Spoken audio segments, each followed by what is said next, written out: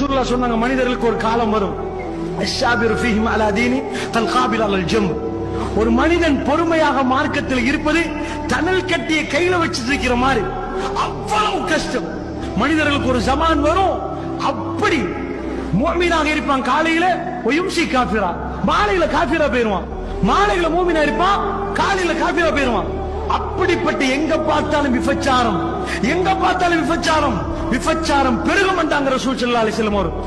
அந்த ஜமானா இந்த ஜமான். அல்லாஹ்வுடைய தூதர், நான் பார்க்கவில்லை அவர்களை.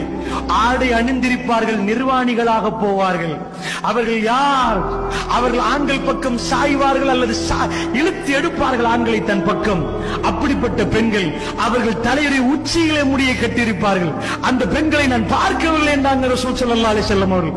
அந்த ஜமானா இந்த ஜமான். அதிசயத்தக்க பயங்கரமான, மிகவும் பயங்கரமான ஜமானா. பெருமானார் ஸல்லல்லாஹு அலைஹி வஸல்லம் அவர்கள் சஃபருடைய மாதம், மரணிப்பதற்கு இன்னும் ஒரே ஒரு மாதம் மட்டுமே எஞ்சிருக்கு. சஃபருடைய நடுவிலே ரசூலுல்லாஹ் உலகத்தை விட்டும் போவதற்கு ரொம்ப தயாராயிட்டாங்க. மிக தெளிவான சஹீஹான செய்திகளில் மிக தெளிவாக வருகிறது.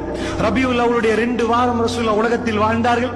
சஃபருடைய கடைசி பகுதியில் ரசூலுல்லாஹ் நிறைய செய்தார்கள். சஹீஹுல் புகாரியை பெரட்டினால் வழங்கும். திடீரென்று ஒரு நாள் ரசூல் ஸல்லல்லாஹு அலைஹி வஸல்லம் அவர்கள் ஜன்னத்துல் பக்கீவுக்கு போறார்கள்.